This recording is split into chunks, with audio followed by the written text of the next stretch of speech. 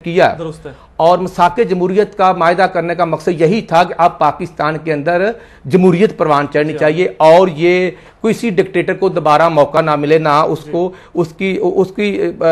दिंगा मस्ती अब नहीं चलनी चाहिए। तो एग्जैक्टली हमने जो काम किया है वो पाकिस्तान के आला मफादात के लिए किया है और पाकिस्तान की आवाम के लिए किया है। सवाल ये कि अमल दरामद क्यों नहीं हो रहा, पीपल्स पार्टी क्यों रुकावट डाल रही है? देखिए जी, मैं ये समझता हूं कि आज भी मोहतरमा के मानने वाले, मोहतरमा के जानसार बैठे हुए हैं जी। और वो उस वक्त जिन लोगों ने उस मायदे के लिए दिन रात काम किया था, जमहूरियत की बहाली के लिए, रजा रब्बानी साहब हैं, नईद अख्तर खान हैं, सफदर अब्बासी साहब हैं, इत्तेजाज अहसन साहब हैं, वो आज भी हैं। गो कोई इंटरनल मामलात हैं कि वो थोड़े से पीछे हैं, लेकिन मैं फिर भी समझता हूं कि आसफ अली जरदारी साहब को अपनी पार्टी के कारकुनों की नब्ज को समझते हुए अपने कायद मोहतरमा बेनजीर भुट्टो के किए हुए वादों पर अमल दरामद करके कौम को यह साबित करना चाहिए कि हम जमहूरी लोग हैं जी। लेकिन ऐसा मियां साहब को चाहिए ना खुलकर जरा दबाव बढ़ाए, एक अपोजिशन जमात है, लेकिन कभी ये लगता है जैसे हुकूमत का हिस्सा है जिस तरह के पंजाब में है, और कभी ये लगता है अपोजिशन का, जिस तरह आपके इल्म में अभी मुलाकात हुई है जरदारी साहब के साथ, तो उसमें कुछ निकला नहीं है, यानी कोई ऐलान सामने नहीं आया, कोई बड़ी पेशरफ्त नहीं हो सकी। इसकी क्या वजह है? अब हमने तो पाकिस्तान के अवाम को और पूरी दुनिया को यह बताया है कि मियां मोहम्मद नवाज साहब बड़ा क्लियर अपना पैगाम दे चुके हैं कि हम पाकिस्तान के अंदर हुकूमत करना हमारा मकसद नहीं है जी, तख्ता उलटना मकसद है, सिर्फ मुतालबात जो है जो बुनियादी मुतालबात हैं, पाकिस्तान की अवाम के बुनियादी हकूक का तहफ़्फ़ुज़ जी हाँ। और मौजूदा जो बहरान पैदा हो चुके हैं कि बिजली की बंदिश जी जी,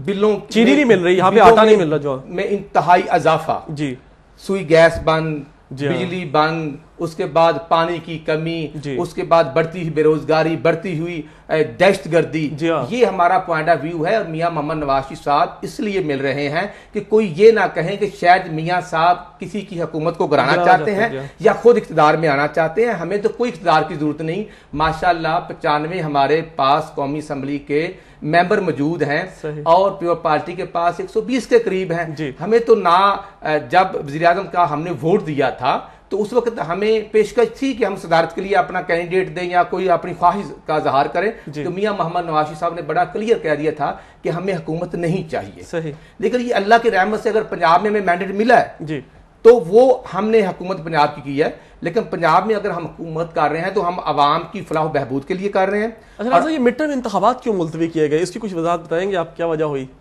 देखिए जी, हम चाहते हैं कि ये जो जमहूरियत है जिसके लिए मियां मोहम्मद नवाज शरीफ ने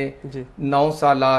जला वतनी काटी जी, 14 माह जेल में रहे, लेकिन उन्होंने उस वक्त भी किसी डिक्टेटर के साथ मुज़ाकरात ना किए, ठीक है, और कायदोबंद की सोबतें बर्दाश्त कर ली। ये कहना बड़ा आसान है, लेकिन ये आप सोच सकते हैं कि मुल्क का 2 दफ़ा चीफ मिनिस्टर रहा हो, 2 दफ़ा प्राइम मिनिस्टर रहा हो और 1/3 मेजॉरिटी से प्राइम मिनिस्टर रहा हो और उनको मुल्क बदर कर दिया जाए, और जब उनके वालिद मोहतरम वफात पाते हैं तो पाकिस्तान के सफीर उनको कहते हैं कि आप तैयारी करें, आप जाएंगे। लेकिन जब उनसे कहा जाता है कि आप रिटर्न दरख्वास्त दें और ये करें और वो करें, तो मियां मोहम्मद नवाज साहब के वालिद मोहतरम की जो नसीहत थी कि बेटा आपने झुकना नहीं है, आपने हक का साथ दिया है और आपने डटे रहना है, तो मियां मोहम्मद नवाज शरीफ अल्लाह ताला उनको उम्र दराज दे, उनकी हिम्मत है कि एक तरफ बाप की मैयत पड़ी हुई है और खाना काबा में वहां लाखों लोग उनका नमाज जनाजा पढ़ते हैं, सही, लेकिन वालिद को दफन करने के लिए उनको इजाजत नहीं मिलती और उस वक्त भी उन्होंने एक आमर के सामने नहीं झुके, सही, और अपने जाती मुलाजम के हाथ अपने वालिद मोहतरम की डेड बॉडी भेज देते हैं। तो आप अंदाजा करें कि एक वो शख्स जिसने पाकिस्तान को एटमी ताकत बनाया, जिसने पाकिस्तान की एटमी ताकत को बनाते हुए अमेरिकन सदर के 5 फ़ोनों को रद्द कर दिया और कहा कि पाकिस्तान को एटमी ताकत बढ़ना चाहिए जी, और वो शख्स जिसने पाकिस्तान को एटमी ताकत बनाया, वो शख्स जिसको 14 माह कैदोबंद की सोबतें बर्दाश्त करना पड़ी, वो शख्स जिसको 9 साल के लिए बाहर भेज दिया गया और अब वो अपने बाप के जनाजे की शिरकत के लिए नहीं आ रहे कि मुशर्रफ या किसी आमर के आगे नहीं झुकना, तो आप कैसे सोच सकते हैं कि अब वो जमहूरियत की मजबूती के लिए अपनी तमाम तर कोशिशों को बुरे कार इसलिए ला रहे हैं कि हमने इस जमहूरियत को खून दिया है। असल में इसमें कोई शक नहीं है, ये बात तो अपनी जगह पर दुरुस्त है। मियां साहब के खलूस के हवाले से उनको लोग पसंद भी करते हैं, इसी वजह से उनकी पॉपुलरिटी का ग्राफ इतना बेहतर है। सवाल ये पैदा होता है कि आज जबकि वज़ीरिस्तान में ऑपरेशन होने जा रहा है, कैरी लोगर बिल की बात हो रही, जो मौजूदा चैलेंजेस है, जो कि बहुत बड़े चैलेंजेस हैं। यानी माजी में ये बात कही जाती थी कि पाकिस्तान अपने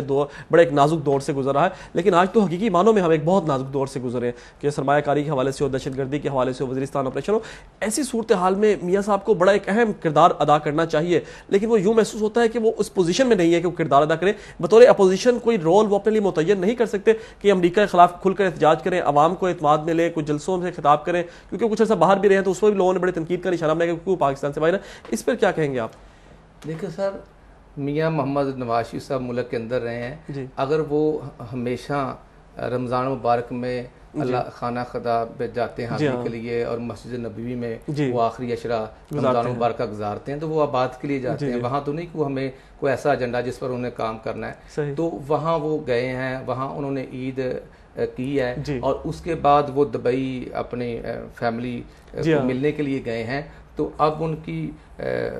बेगम को जो प्रॉब्लम थी उसके चेकअप के लिए गए हैं। तो अब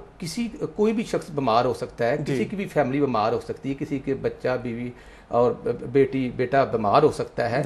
तो मियाँ साहब अगर इस मामले के लिए वहाँ बैठे हैं तो वो तशरीफ लेकर आए हैं, वो तो मेड इन पाकिस्तानी हैं और वो वाहद लीडर हैं जिनको पाकिस्तान से इतना प्यार है, मोहब्बत है, वो वापस आए हैं। जो आपने बात की है कैरी लोगर बिल पे खास तौर पे बताइएगा। कैरी लोगर बिल को हम जो जिस शेप में है हम उसको किसी सूरत कबूल नहीं करते और हमने बांगे दोहल का है। मियाँ मोहम्मद नवाज शरीफ साहब ने की जो इंस्ट्रक्शन थी हमने नेशनल असेंबली में इसको पॉइंट आउट किया है और हमने अपना बीइंग अपोजिशन का हमारा जो रोल है वो बड़ा ओपन है। तो निसार अली खान माशाल्लाह बांगे दोहल कौमी असम्बली में पाकिस्तान की आवाम की आवाज को जो हाईलाइट कर रहे हैं कि कैरी लोगर बिल पर हमें किसी सूरत कॉम्प्रोमाइज नहीं करना, ये पाकिस्तान इस्लाम के नाम पे बना था और हमने अपनी टांगों पे अपने बाजुओं पे खड़ा होना है कि अब हमें कशकोल को तोड़ना है। क्योंकि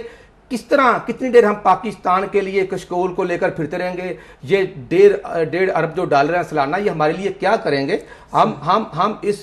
सूरत को किसी कंप्रोमाइज करने के लिए तैयार नहीं है, क्योंकि जो पाकिस्तान की सालमियत के लिए हरफ आए और पाकिस्तान के इंटरनल मामला पाकिस्तान की मुफस्सला अफवाज के अंदर को मुदाखलत करे तो ये हमें कबूल नहीं। और ये कैसे हो सकता है कि हमारे डिपार्टमेंट के जो अफसरान की प्रमोशन हो, हम उनसे इंस्ट्रक्शन लें और उनके अफसरान हमारे इंटरनल मामला के लिए चेक एंड बैलेंस के लिए आए? ये इसके लिए हम कतन तैयार नहीं है।